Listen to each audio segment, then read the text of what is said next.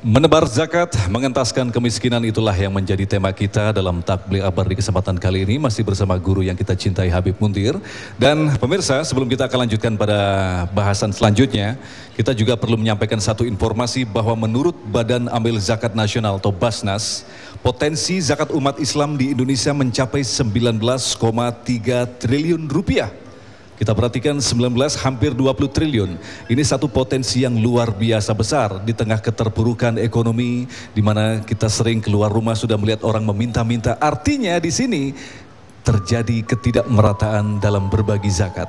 Atau jangan-jangan memang uang yang terkumpul ini tidak secara profesional dibagi kepada mereka yang berhak menerimanya. Nauzubillah. Mudah-mudahan kesempatan seperti ini Habib akan memberikan tausiahnya sekaligus juga masukan-masukan. Sebaiknya potensi seperti ini harus diapakan.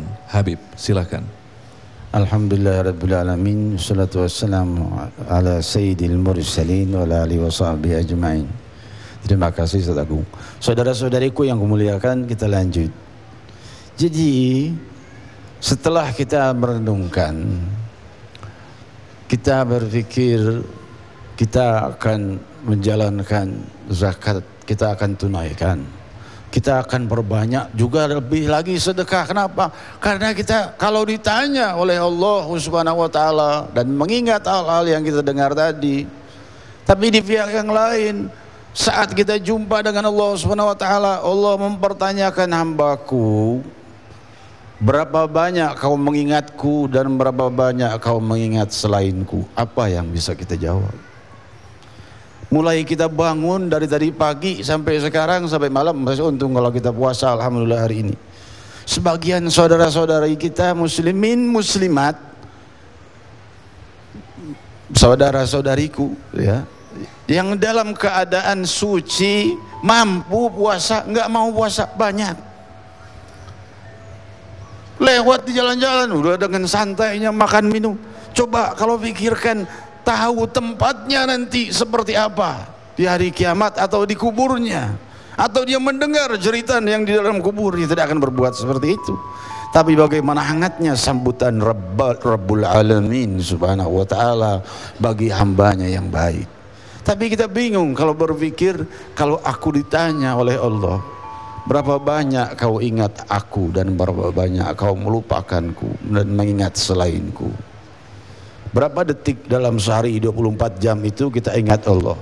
Jangan-jangan dalam sujud kita tidak ingat Allah. Saudara-saudariku yang kumuliakan, lalu bagaimana kita menyelamatkan diri kita? Salah satu caranya adalah dengan memperbanyak sedekah, peduli pada orang-orang yang miskin dan susah. Firman Allah Subhanahu wa taala, walau anna ahlul qura amanu wattaqau la fatahna alaihim barakat minas sama'i wal ard walakin kadzabu. Di dalam surat At-Taubah Allah Subhanahu wa taala berfirman, kalau seandainya orang-orang yang beriman dan bertakwa itu,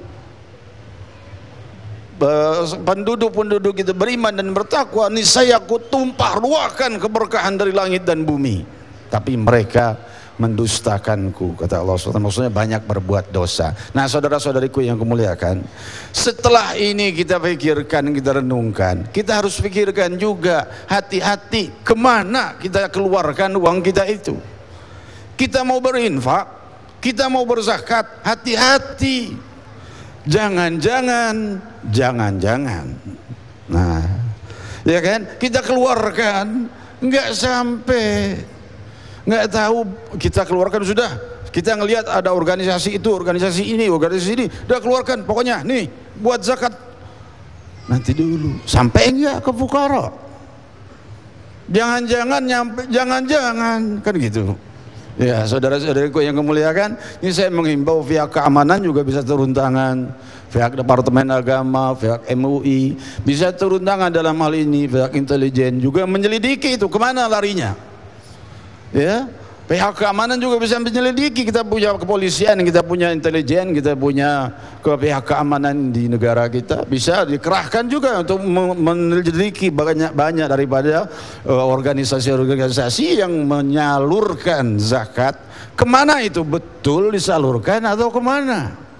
Jangan-jangan orang sudah ikhlas, lihat spanduk, wah udah siap transfer sekian puluh juta, sekian ratus juta, dengan ikhlasnya larinya ke fuqara, malah masuk ke tempat orang-orang di mana-mana musuh-musuh Islam. Saudara-saudariku yang kumuliakan, tidak sampai keluar banyak, sampai tidak, saudara-saudariku yang bukan. Jadi maksudnya apa? Hati-hati dalam mengeluarkan kita satu hal, ya, hati-hati keluarkannya kemana itu, pikirkan dulu, jangan sembarangan kalau mengeluarkan. Nah, yang kedua juga kita renungkan adalah pihak keamanan. Saya menghimbau juga pihak pemerintahan, Departemen Agama juga di sini, MUI juga, untuk turut memikirkan keamanan orang-orang yang mau berzakat. Itu organisasi-organisasinya banyak sekarang, bisa milih di mana-mana. Jalannya kemana? Nyampe enggak ke fukara dan duafa yang nunggu. Banyak di negeri kita ini, di kota-kota besar dan di pedesaan, walaupun bentuk-bentuknya berbeda kan, ya kan. Fukara di kota-kota besar beda dengan fukara di pedesaan. Kita bicara singkat aja ini. Ketika dalam satu perjalanan, saya 7 orang makan di satu rumah makan dengan minum ada kopi, teh gitulah, kira-kira makanan yang menengah lah, kira-kira seperti itu, lauk pauk yang apa adanya, tapi ya menengah. Perkiraan kita di Jakarta ini 7 orang, kira-kira nih 250 ribuan makanan yang seperti itu, ya, 250 ribuan atau 200 ribuan kalau di Jakarta perkiraannya, karena makanannya seperti itu, lauk pauknya begitu, perkiraan kalau di Jakarta. Nggak taunya kita di situ, saya nggak mau sebut di mana ya, di wilayah itu berapa? 40 ribu. Nggak salah, Pak. Coba dihitung lagi, bener 40 ribu. Dia kira kita mau nawar, kita malah nanya. Nggak salah nih, kemurahan, kita lagi bingung. Saudara-saudariku yang gue muliakan dulu, coba Pak dihitung lagi sama dia. Nggak salah itu, memang begini. Memang berarti beda. Jadi ini ada perbedaan yang mesti kita pahami juga. Ada wilayah-wilayah yang justru sangat, kita bilang di sini di Jakarta 200 ribuan yang begini kira-kira perkiraan kita, tapi di situ 40 ribu. Berarti di situ kebutuhannya, bahan-bahan pokoknya lebih murah. Tapi ada juga di wilayah lain, ya, malah lebalik, sangat mahal, lebih mahal dari di kota-kota besar. Saya di Jakarta, kita sebagian saudara kita juga di kota-kota besar, ada di Semarang, di Surabaya, di mana-mana. Ada di wilayah di Indonesia, ya. Saya di Jakarta pengalaman nyewa mobil, karena kan kita di wilayah lain nih, nyewa mobil satu hari. Kalau di Jakarta ya mobil kira-kira yang seperti itu 700 ribuan satu hari. Ternyata di situ 5 juta. Astagfirullah, saya bilang nggak salah Pak. 5 juta satu hari, 5 juta. Astagfirullahaladzim. Ini dakwah nih, mau kemana lagi kita? Sudah sampai ke situ, tempatnya jauh lagi. Ngerti dah kalau saya bilang tempatnya jauh, ya kan? Mau balik lagi, perjalanan pesawatnya jauh, udah nyewa satu hari 5 juta. Astagfirullahaladzim, nggak salah, memang begitu, ya. Lain lagi. Jadi ini perbedaannya mesti kita pahami juga. Ustaz Agung, silakan. Baik, terima kasih Habib. Dan itulah tadi Habib baru saja juga memberikan nasihat-nasihat bagi kita yang jelas. Kita sesama orang Islam, apa yang telah kita sampaikan dan apa yang sama-sama kita katakan, anggaplah sebagai nasihat, khususnya tadi ditujukan kepada para pengelola zakat dan juga kepada pemerintah.